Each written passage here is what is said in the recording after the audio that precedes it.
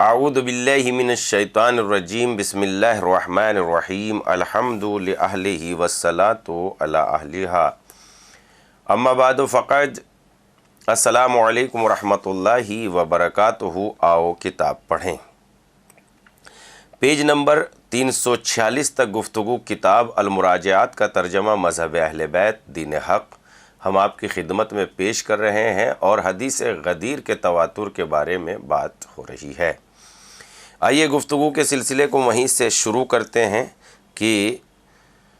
زید بن ارقم سے جو بات ہوئی تھی، انہوں نے مقام رہبہ کی جو گفتگو چل رہی تھی،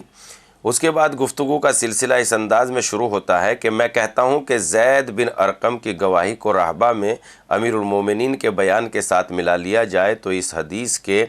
32 گواہ ہو جاتے ہیں، ایک امیر المومنین، دوسرے زید ابن ارقم اور 30 صحابی جنہوں نے رہبہ میں گواہی دی تھی۔ امام احمد نے مسند جلد نمبر 1 صفحہ نمبر 119 پر حضرت علی کی حدیث عبد الرحمن بن ابی لیلہ سے روایت کر کے لکھی ہے کہ عبد الرحمن بن ابی لیلہ کہتے ہیں کہ میں رہبہ میں اس موقع پر موجود تھا اور میں نے خود حضرت علی کو لوگوں کو قسم دیتے سنا۔ آپ فرما رہے تھے، میں قسم دیتا ہوں ہر اس شخص کو جس نے غدیر خم میں رسول اللہ صلی اللہ علیہ وآلہ وسلم کو من کنت مولا ہو فہذا علی مولا کہتے سنا ہوا کھڑا ہو اور گواہی دے، اور وہی شخص اٹھے جس نے اپنی آنکھوں سے رسول اللہ کو دیکھا ہو اور اپنے کانوں سے کہتے سنا ہو۔ عبد الرحمن کہتے ہیں کہ 12 بدری صحابی اٹھ کھڑے ہوئے، میں آج تک وہ منظر بھلا نہیں، اور ان لوگوں نے کہا کہ ہم گواہی دیتے ہیں کہ ہم نے رسول اللہ کو غدیر خم میں کہتے سنا کہ کیا میں مومنین سے زیادہ ان کے نفوس کا مالک و مختار نہیں ہوں، اور میری ازواج کیا ان کی مائیں نہیں ہیں؟ ہم سب نے کہا بے شک یا رسول اللہ۔ تب حضرت نے فرمایا جس کا میں مولا ہوں علی اس کے مولا ہیں، خداوند تو دوست رکھ اس کو جو علی کو دوست رکھے، اور دشمن رکھ اس کو جو علی کو دشمن رکھے۔ اس صفحے کے آخر میں امام مذکور نے 2 طریقے سے اس روایت کو لکھا ہے، جس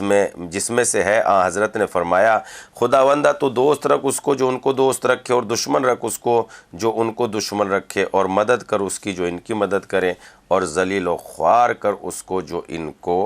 ان کی مدد نہ کرے۔ عبد الرحمن کہتے ہیں کہ سب اٹھ کھڑے ہوئے اور 3 آدمی باوجودی کہ وہ واقعہ غدیر خم میں موجود تھے لیکن گواہی دینے کے لیے نہ کھڑے ہوئے، امیر المومنین علیہ السلام نے ان کے لیے بد دعا فرمائی اور وہ سب کے سب بد دعا کا شکار ہوئے۔ اگر آپ حضرت علی اور زید بن ارقم کو بھی ان 12 بدری اصحاب کے ساتھ ملا لیں تو 14 بدری اصحاب ہو جاتے ہیں، اور واقعہ رہبہ کے متعلق جو حدیثیں اور روایات کتب احادیث وہ سنن میں موجود ہیں، ان پر غور فرمائے تو آپ کو اندازہ ہوگا کہ اس واقعے میں امیر المومنین کی کیا حکمت کار فرماتی۔ غرض دراصل یہی تھی کہ اس حدیث غدیر کی نشر و اشاعت ہماگیر ہو جائے، جو ناواقف ہیں ان کو بھی معلوم ہو جائے۔ ایک ایسا ہی موقع حضرت مظلوم کربلا امام حسین کو بھی عہد معاویہ میں پیش آیا۔ آپ نے بھی امیر المومنین کی طرح اس محل پر حق کا اعلان کیا۔ حج کے موقع پر جب عرفات میں لاکھوں مسلمان موجود تھے، آپ نے ایسا فصیح و بلیغ خطبہ ارشاد فرمایا کہ کسی نے ایسی فصاحت و بلاغت میں ڈوبا ہوا کلام سنا ہی نہ تھا۔ اس خطبے میں آپ نے واقعہ غدیر کا حق ادا کر دیا۔ امام مظلوم کی اس تقریر سے بھی حدیث غدیر کی شہرت اور نشر و اشاعت میں بڑا اثر ہوا۔ باقی 9 ائمہ معصوم کا بھی اس حدیث کی نشر و اشاعت میں بڑا حکیمانہ طرز عمل رہا۔ مختلف طریقوں سے انہوں نے اس حدیث کی نشر و اشاعت فرمائی، چنانچہ وہ ہر سال 18ویں ذی الحجہ کو عید کا دن قرار دیتے رہے اور اس دن مسرت و شادمانی کا اظہار فرماتے رہے۔ خدا کی خوشنودی کے لیے نمازیں پڑھتے، روزے رکھتے، دعائیں کرتے اور زیادہ سے زیادہ نیکی و احسان فرماتے، شکر گزاری میں اس نعمت کی جس سے خداوند عالم نے اس تاریخ میں اپنے بندوں کو نوازا تھا، یعنی امیر المومنین کی خلافت کا اعلان فرمایا تھا، آپ کو عہد امامت تفویض کیا تھا۔ یہ حضرت اس تاریخ میں بنسبت اور دونوں کے خصوصیت کے ساتھ صلہ رحم فرماتے، اپنے اہل و عیال کے لیے سامان راحت پیدا کرتے، اپنے خویش و برادر کی ملاقات کو جاتے، اپنے ہمسایوں کے ساتھ حسن و سلوک فرماتے، انہی سب باتوں کا اپنے دوستوں کو بھی حکم دیتے۔ اسی وجہ سے ہر سال کی 18 ذی الحجہ شیعوں کے نزدیک عید کا دن رہا۔ ہر زمانے میں ہر شہر میں شیعہ اس دن مسجدوں میں عبادت کرتے، کلام مجید کی زیادہ تلاوت کرتے اور معصور دعائیں پڑھتے، جو خداوند عالم کا شکر ادا کرتے ہیں۔ اس نے آج کے دن امیر المومنین کو امام بنا کر دین کو کامل اور اپنی نعمت کو تمام کیا۔ پھر ایک دوسرے سے ملتے ملاتے، اظہار خوشی و مسرت کرتے، خدا کی خوشنودی کے لیے لوگوں کے ساتھ نیکی و احسان کرتے، اپنے رشتہ داروں ہمسایوں کی خوشی کے اسباب فراہم کرتے، اور اسی تاریخ میں ہر سال شیعہ مزار اقدس امیر المومنین کی زیارت کا شرف حاصل کرتے۔ ہر خطہ زمین سے لاکھوں کی تعداد میں روضہ اقدس پر شیعہ نے امیر المومنین جمع ہوتے، تاکہ اس دن وہ بھی خدا کی اسی طرح عبادت کریں جس طرح ان کے ائمہ معصومین آج کے دن کیا کرتے تھے۔ روزہ رکھ کر، نمازیں پڑھ کر، خداوند عالم سے توبہ و استغفار کر کے، تقرب و خوشنودی الہی کے لیے نیکیاں کر کے، صدقہ و خیرات دے کر اس وقت تک روزے سے جاتے نہیں جب تک کہ روزہ مبارک سے چمٹ کر وہ زیارت نہ پڑھ لیں، جو بعض ائمہ طاہرین سے منقول ہے، جو امیر المومنین کے مدارج عالیہ اور مخصوص گراں قدر فضائل اور دین اسلام کی بنیاد کو مضبوط و استوار کرنے کے لیے آپ کی محنت و مشقت، حضرت سرور کائنات کی خدمت، نیز آپ کے اور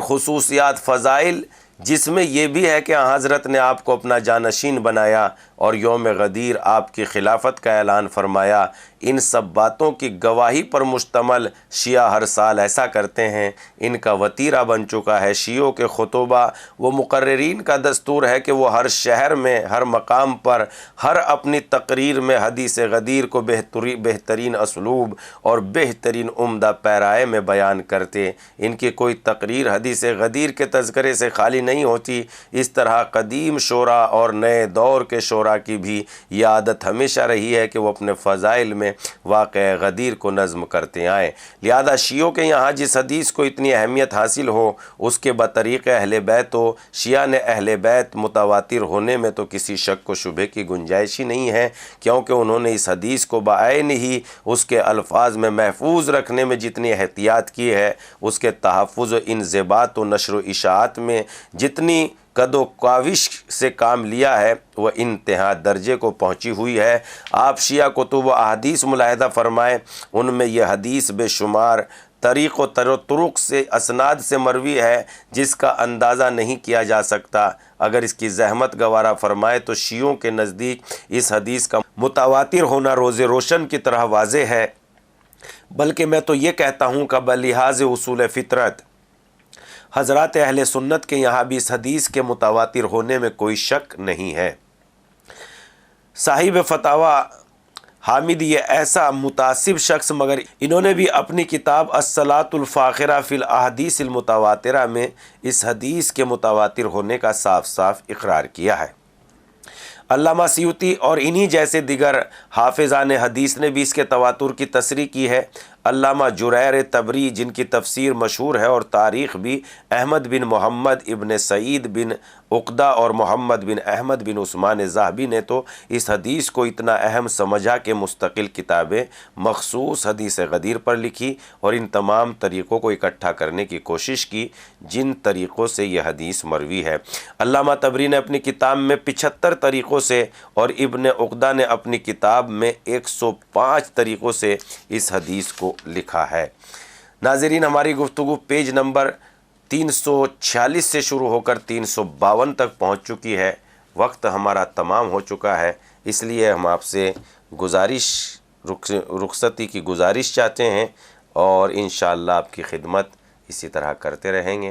آپ ایک دوسرے کو بھیجتے رہیے یہ بہترین پیغامات، تاکہ حضرت علی علیہ السلام کی خلافت کائنات کے مخلوقات انسانی کے ہر بچے تک، مخلوق انسانی کے ہر بچے تک یہ پیغام پہنچ جائے۔ والسلام۔